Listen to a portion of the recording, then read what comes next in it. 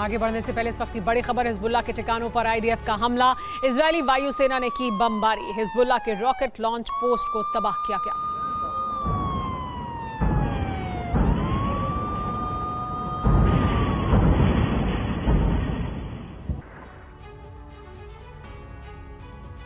Gaza युद्ध का अब अंतरिक्ष रूपांतरण हो गया है। गाजा को लेकर अब स्पेस वॉर शुरू हो गई है।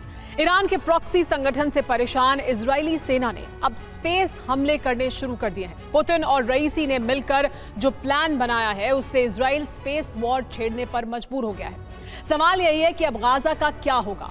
क्या अंतरिक्ष युद्ध में गाजा के साथ साथ पूरा अरब भी जलने वाला है?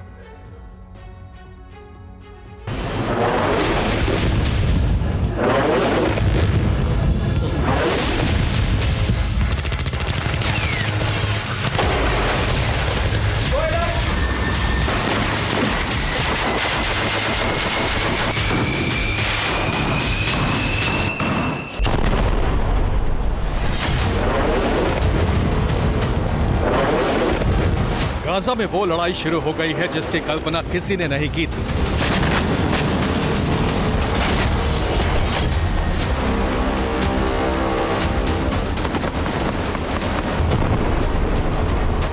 अरब में पुतिन की एंट्री के साथ ही अनर्थ शुरू हो गया है।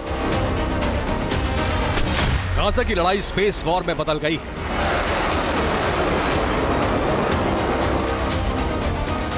इस स्पेस वॉर में इजराइल को कामयाबी मिली है। इजरायली सेना की जीत हुई।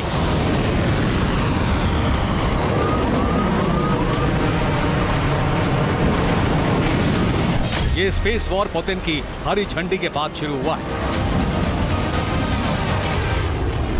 बुधवार को पुतिन ने संयुक्त अरब अमीरात और सऊदी अरब का दौरा किया है और इसके साथ ही पुतिन ने गाजा युद्ध को और भड़काने की कोशिश की।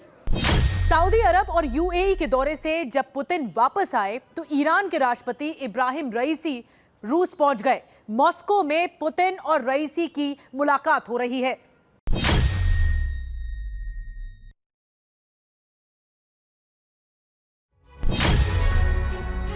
पुतिन के दौरे से पुतिन और रईसी के मुलाकात से ईरान के प्रॉक्सी संगठनों के हौसले इस कदर बुलंद हो गए हैं कि उन्होंने इजराइल के साथ साथ अमेरिका पर भी धावा बोल दिया।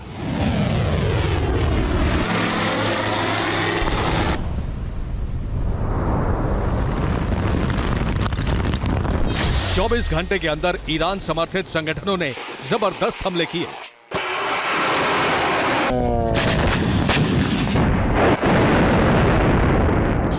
ईरानी प्रॉक्सी के हमलों का परिणाम यह हुआ कि गाजा की लड़ाई स्पेस वॉर में बदल गई। यमन से हूती ने इजराइल पर बैलिस्टिक मिसाइल से हमला करने की कोशिश की। हूती ने यमन की धरती से ईरान की गदर 110 बैलिस्टिक मिसाइल फायर की।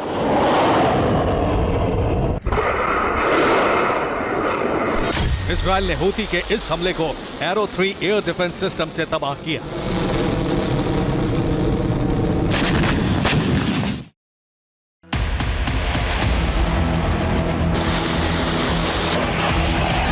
इस तस्वीर को देखिए। इजरायली एयर डिफेंस सिस्टम ने इस तरह एरो 3 मिसाइल फायर की। फायर होने के बाद एरो 3 मिसाइल स्पेस में गई। उसके बाद उसने हूती की बैलिस्टिक मिसाइल को न सिर्फ खत्म कर दिया बल्कि मिसाइल के मलबे को धरती के वायुमंडल से बाहर कर दिया।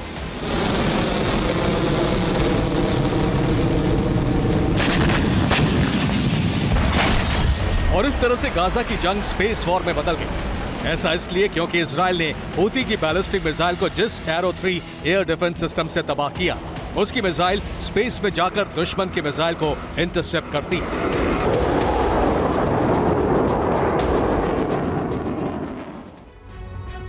हूती ने यमन की राजधानी सना से ईरान से मिली गदर 110 बैलिस्टिक मिसाइल दागी। इस बात की खबर जैसे ही इजराइल को मिली उसने इलाट शहर से एरो 3 मिसाइल दाग दी। सना और इलाट के बीच की दूरी है 1800 किलोमीटर। अब इसके बाद क्या हुआ इसे भी समझिए। एरो 3 से दागी गई इजरायली मिसाइल सबसे पहले अंतरिक्ष में पहुंची। इसके बाद वो धरती के वायुमंडल में वापस आई। एरो 3 मिसाइल ने लाल सागर के ऊपर हूती की बैलिस्टिक मिसाइल को तबाह किया। फिर मिसाइल के मलबे को धरती के वायुमंडल से बाहर ले जाकर गिरा दिया।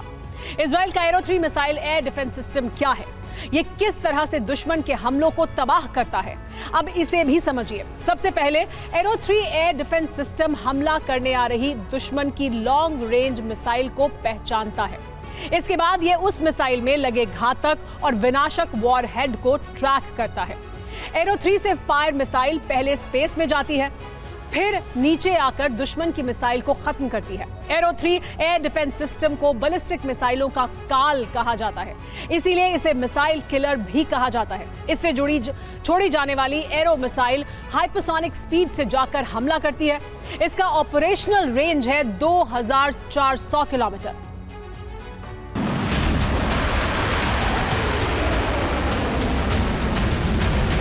गाजा को लेकर स्पेस वॉर की शुरुआत बुधवार तब हुई जब रूस के राष्ट्रपति व्लादिमीर पुतिन सऊदी अरब और यूएई के दौरे पर पहुंचे। यहां पुतिन का दिव्य और भव्य स्वागत हुआ। ईरान के राष्ट्रपति इब्राहिम रईसी मॉस्को में हैं। गाजा युद्ध को लेकर पुतिन और रईसी के बीच मुलाकात हो रही है। पुतिन के इस दौरे से ईरान के प्रॉक्सी संगठनों के हौसले बुलंद हो गए। उन्होंने अमेरिका और इजराइल पर भीषण हमले शुरू कर दिए।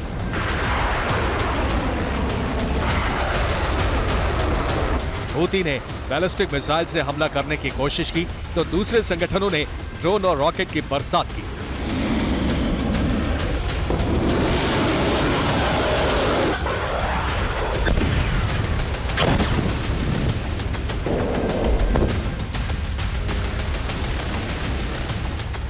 इस्लामिक रेजिस्टेंस ने इराक में अमेरिका के इरबिल बेस पर हमला किया। इस्लामिक रेजिस्टेंस ने सीरिया में अमेरिका के अयान अल असद बेस पर अटैक किया। हूती ने भी अमेरिकी बेस पर भीषण ड्रोन हमले किए। लाल सागर में हूती ने इजराइल के जहाज पर कब्जा कर लिया। हूती अब तक इजराइल के कई जहाजों पर कब्जा कर चुका है। अब इन जहाजों को पर्यटकों के लिए खोल दिया गया है। बड़ी तादाद में लोग न सिर्फ जहाज को देखने पहुंच रहे हैं बल्कि जहाज के साथ फोटो भी खिंचवा रहे हैं। इजरायली जहाज इस वक्त यमन के लोगों के लिए पिकनिक स्पॉट बने हुए हैं। अपने लड़ाकों से मिलने पहुंचे यमन के रक्षा मंत्री मोहसिन अल दायरी ने इजरायली जहाजों को बंधक बनाने या तबाह करने का नया आदेश जारी कर दिया है।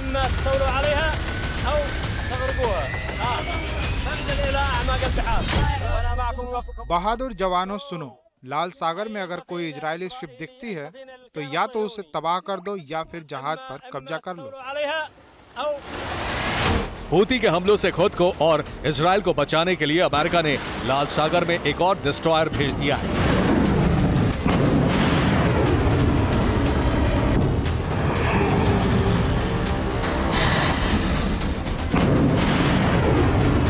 उधर ईरान के विदेश मंत्री हुसैन अमीर अब्दुल हायान ने ऐलान किया है कि इजराइल के लिए बहुत ही भयानक वक्त आने वाला है।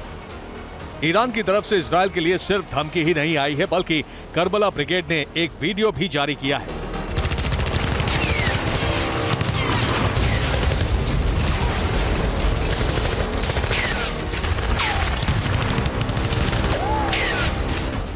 इस वीडियो में करबला ब्रिगेड के लड़ाके इजराइल पर हमले की तैयारी करते हुए नजर आ रहे हैं। मतलब ये कि आने वाले वक्त में इजराइल पर ईरान की तरफ से भी हमले हो सकते हैं। करबला ब्रिगेड की ट्रेनिंग का ये वीडियो इस बात का ऐलान कर रहा है।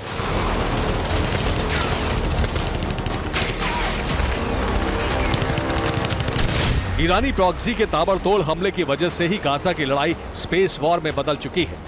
अगर ईरानी संगठनों के हमले नहीं रुके तो आने वाले वक्त में अंतरिक्ष युद्ध और भी विनाशक हो सकता है।